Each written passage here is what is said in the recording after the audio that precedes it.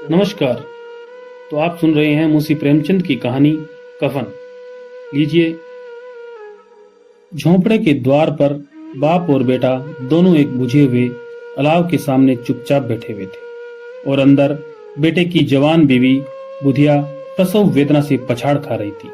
रह रहकर उसके मुंह से ऐसी दिल हिला देने वाली आवाज निकलती थी कि दोनों कलेजा थाम लेते थे। जाड़ों की रात थी। प्रकृति सन्नाटे में डूबी हुई।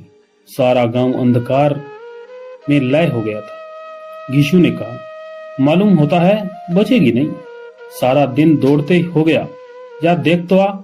माधव चिढ़कर बोला, मरना ही है तो जल्दी मर क्यों नहीं जाती? देख कर क्या करूं? तुम बड़ा बेदर्द है बे। साल भर जिसके साथ सुख चैन से रहा उसी के साथ इतनी बेवफाई।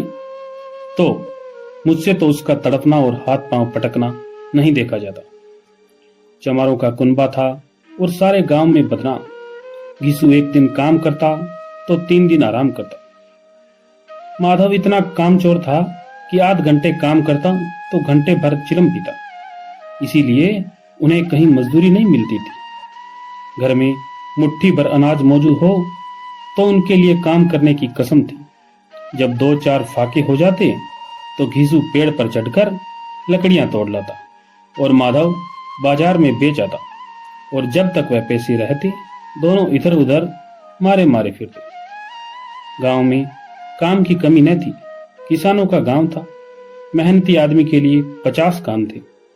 मगर इन दोनों को उसी वक्त बुलाते जब 2 आदमियों से एक का काम पाकर भी संतोष कर लेने के सिवा और कोई चारा न होता। अगर दोनों साधु होते तो उन्हें संतोष और धैर्य के लिए संयम और नियम की बिल्कुल जरूरत न होती। यह तो इनकी प्रकृति थी। विचित्र जीवन था इनका। घर में मिट्टी के 2-4 बर्तनों के सिवा कोई संपत्ति न थी। फटे चिथड़ों में अपनी नग्नता को ढांके हुए जिए जाते थे। संसार की चिंताओं से मुक्त कर्ज दे देते थे। मटर आलू की फसल में दूसरों के खेतों में मटर या आलू उखाड़ लाते और भून भान कर खा लेते, या 10-5 ईख उखाड़ लाते और रात को चूसते। घीसू ने इसी आकाश व्रति से 60 साल की उम्र काट दी और माधव भी सपूत बेटे की तरह बाप ही के पद चिन्हों पर चल रहा था, बल्कि उनका नाम और भी उजागर कर रहा था। इस वक्त भी दोनों अलाव के सामने बैठकर आलू भून रहे थे, जो कि किसी खेत से खोद लाए थे। घीसू की स्त्री का तो बहुत दिन हुए देहांत हो गया था। उसने इस खानदान में व्यवस्था की नींव डाली थी और इन दोनों बेगैरतों को दोजक भरती रहती थी। जब वह आई तो ये दोनों और भी आराम तलब हो गए थे, बल्कि कुछ अकड़ने भी लगे थे। कोई कार्य को बुलाता तो निर्व्याज भाव से दूरी मजदूरी मांगते। और वह औरत प्रसव वेदना से मर रही थी और ये दोनों शायद इसी का इंतजार में थे कि वह मर जाए तो आराम से सोए। घीसू ने आलू निकालकर छीलते हुए कहा, जाकर देख तो आ क्या दशा है उसकी। चुड़ैल का फिसाद होगा और क्या। यहाँ तो कोई ओझा भी 1 रुपया मांगता है। माधव को भय था कि वह कोठरी में गया तो घीसू आलूओं का बड़ा भाग साफ कर देगा। बोला, मुझे वहां जाते डर लगता है। डर किस बात का है? मैं तो यहाँ हूं ही। तो तुम ही जाकर देखो ना। मेरी औरत जब मरी थी तो मैं 3 दिन उसके पास से हिला तक नहीं, और फिर मुझसे लजाएगी कि नहीं? जिसका कभी मुंह नहीं देखा आज उसका उखड़ा हुआ बदन देखूं, उसे तन की सुध भी तो न होगी। मुझे देख लेगी तो खुलकर हाथ पांव भी न पटक सकेगी। मैं सोचता हूं कोई बाल बच्चा हुआ तो क्या होगा। सौंठ, गुड़, तेल कुछ भी तो नहीं है घर में। सब कुछ आ जाएगा, भगवान दे तो। जो लोग अभी तक पैसा नहीं दे रहे हैं वे ही कल बुलाकर रुपए देंगे। मेरे 9 लड़के हुए, घर में कभी न था, मगर भगवान ने किसी न किसी तरह बेड़ा पार ही लगाया। जिस समाज में रात दिन मेहनत करने वालों की हालत उनकी हालत से बहुत कुछ अच्छी न थी, और किसानों के मुकाबले में वे लोग जो किसानों की दुर्बलताओं से लाभ उठाना चाहते थे कहीं ज्यादा संपन्न थे। यहाँ इस तरह की मनोवृत्ति का पैदा हो जाना कोई अचरज की बात न थी। हम तो कहेंगे घीसू किसानों से कहीं ज्यादा विचारवान था और किसानों के विचार सुनने समूह में शामिल होने के बदले बैठकबाजों की कुत्सित मंडली में जा मिला था। हाँ, उसमें यह शक्ति न थी कि बैठकबाजों के नियम और नीति का पालन करता। इसीलिए जहां उसकी मंडली के और लोग गांव के सरगना और मुखिया बने हुए थे, उस पर सारा गांव उंगली उठाता था। फिर भी उसे यह तस्कीन तो थी ही कि अगर वह फटे हाल है तो कम से कम उसे किसानों की सी जी तोड़ मेहनत तो नहीं करनी पड़ती और उसकी सरलता और निरीहता से दूसरे लोग बेजा फायदा तो नहीं उठाते। दोनों आलू निकाल निकाल कर जलते जलते खाने लगे। कल से कुछ नहीं खाया था, इतना सब्र न था कि उन्हें ठंडा हो जाने दे। कई बार दोनों की जबानें जल गई। छिल जाने पर आलू का बाहरी हिस्सा बहुत गर्म न होता, लेकिन दांतों के तले पड़ते ही अंदर का हिस्सा जबान, हलक और तालू को जला देता था। और उस अंगारे को मुंह में रखने से ज्यादा खैरियत इसी में थी कि वह अंदर पहुंच जाए। वहां उसे ठंडा करने के लिए काफी सामान थे, इसलिए दोनों जल्द जल्द निकल जाते।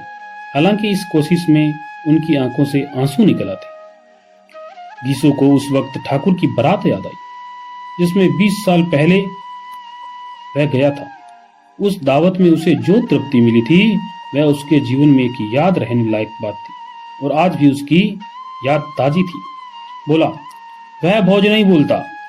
तब से फिर उस तरह का खाना और भरपेट कभी नहीं मिला।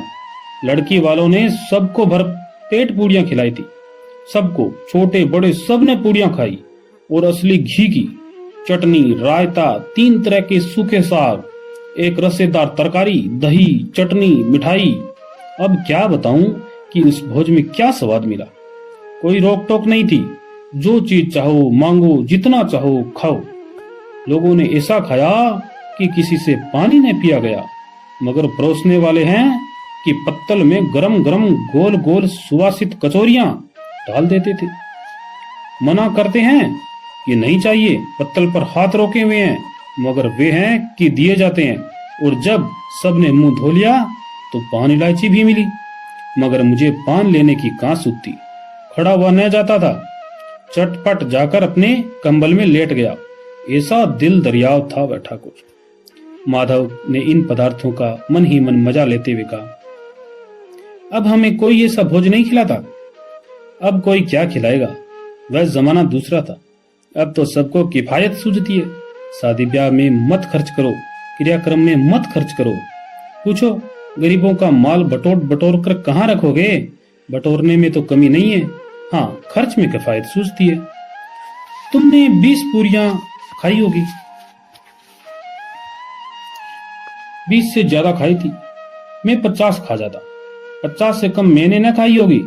अच्छा पट्टा था, तू तो मेरा आधा भी नहीं है।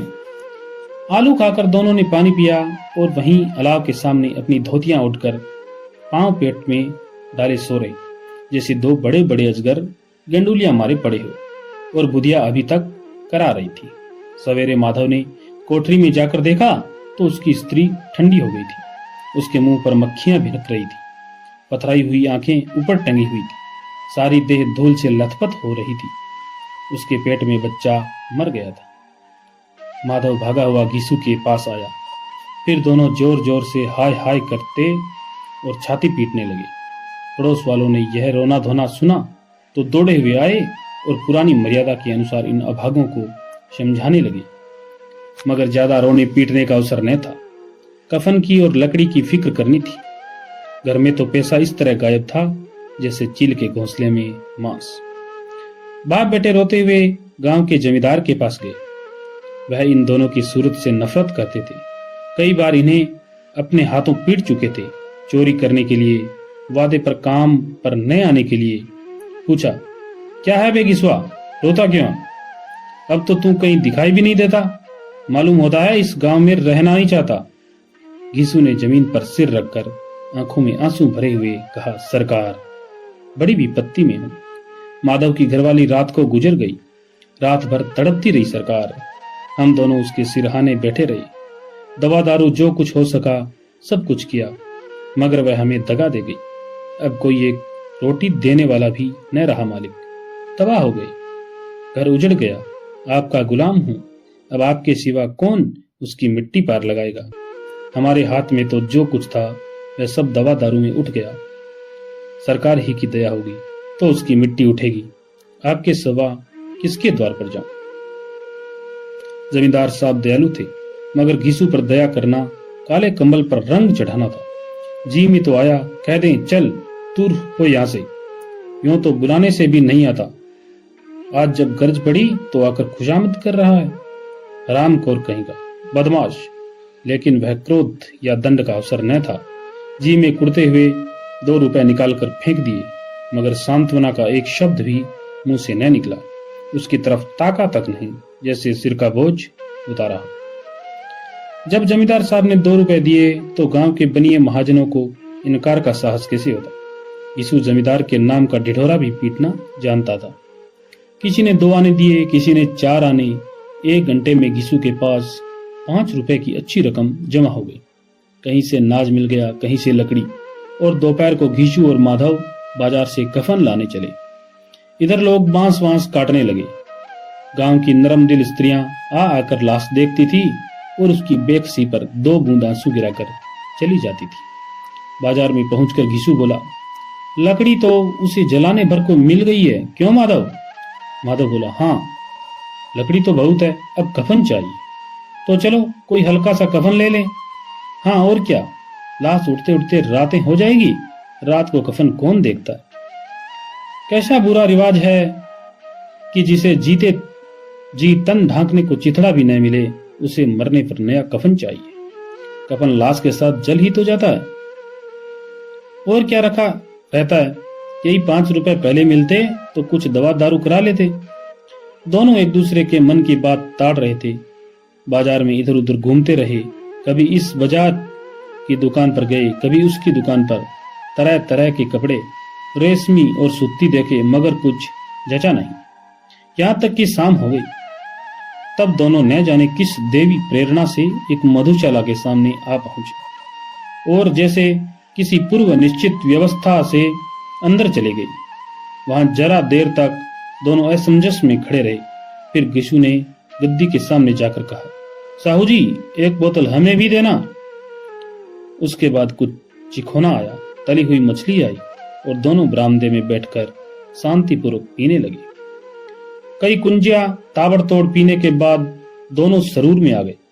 घीसू बोला, कफन लगाने से क्या मिलता, आखिर जल ही तो जाता, कुछ बहू के साथ तो न जाता। माधव आसमान की तरफ देखकर बोला, मानव देवताओं को अपनी निष्पापता का साक्षी बना रहा हो। दुनिया का दस्तूर है, नहीं लोग बामनों को हजारों रुपए क्यों देते हैं। कौन देखता है परलोक में मिलता है या नहीं। बड़े आदमियों के पास धन है, फूंके, हमारे पास फूंकने को क्या है। लेकिन लोगों को जवाब क्या दोगे, लोग पूछेंगे नहीं कफन कहाँ है। घीसू हंसा, अबे कह देंगे कि रुपए कमर से खिसक गए, बहुत ढूंढा मिले नहीं, लोगों को विश्वास नहीं आएगा, लेकिन फिर वही रुपए देंगे। माधव भी हंसा इस अनपेक्षित सौभाग्य पर, बोला, बड़ी अच्छी थी बेचारी, मरी भी तो खूब खिला पिलाकर। आधी बोतल से ज्यादा उड़ गई। घीसू ने 2 सेर पुड़िया मंगाई, चटनी, अचार, कलेजियां। शराब खाने के सामने ही दुकान थी। माधव लपक कर 2 पत्तलों में सारे सामान ले आया। पूरा 1.5 रुपया खर्च हो गया। सिर्फ थोड़े से पैसे बच रहे। दोनों इस वक्त इस शान से बैठे पूड़ियां खा रहे थे जैसे जंगल में कोई शेर अपना शिकार उड़ा रहा हो। न जवाबदेही का खौफ था, न बदनामी का फिक्र। इन सब भावनाओं को उन्होंने बहुत पहले ही जीत लिया था। घीसू दार्शनिक भाव से बोला, हमारी आत्मा प्रसन्न हो रही है तो क्या उसे पुण्य न होगा। माधव ने श्रद्धा से सिर झुकाकर तस्दीक दी, जरूर से जरूर होगा। भगवान तुम अंतर्यामी हो, उसे बैकुंठ ले जाना। हम दोनों हृदय से आशीर्वाद दे रहे हैं। आज जो भोजन मिला वह उम्र भर न मिला था। एक क्षण बाद माधव के मन में एक शंका जागी। बोला, क्या दादा, हम लोग भी तो एक न एक दिन वहां जाएंगे ही। घीसू ने इस भोले सवाल का कुछ उत्तर न दिया। वह परलोक की बातें सोचकर इस आनंद में बाधा न डालना चाहता था। जो लोग हम जो वहां हम लोगों से पूछे कि तुमने हमें कफन क्यों नहीं दिया, तो क्या कहोगे? कहेंगे तुम्हारा सिर। पूछेगी तो जरूर। तू कैसे जानता है कि उसे कफन नहीं मिलेगा? तू मुझे ऐसा गधा समझता है? 60 साल क्या दुनिया में घास खोदता रहा हूं, उसको कफन मिलेगा और बहुत अच्छा मिलेगा। माधव को विश्वास नहीं आया। बोला, कौन देगा? तुमने तो रुपए चट कर दिए। वह तो मुझसे पूछेगी, उसकी मांग में तो सिंदूर मैंने डाला था। घिसू गर्म होकर बोला, मैं कहता हूं उसे कफन मिलेगा, तू मानता क्यों नहीं? कौन देगा, बताते क्यों नहीं? वही लोग देंगे जिन्होंने की अब की दिया। हाँ, अब की रुपए हमारे हाथ नहीं आएंगे। ज्यों ज्यों अंधेरा बढ़ता जाता था और सितारों की चमक तेज होती जाती थी, मधुशाला की रौनक भी बढ़ती जाती थी।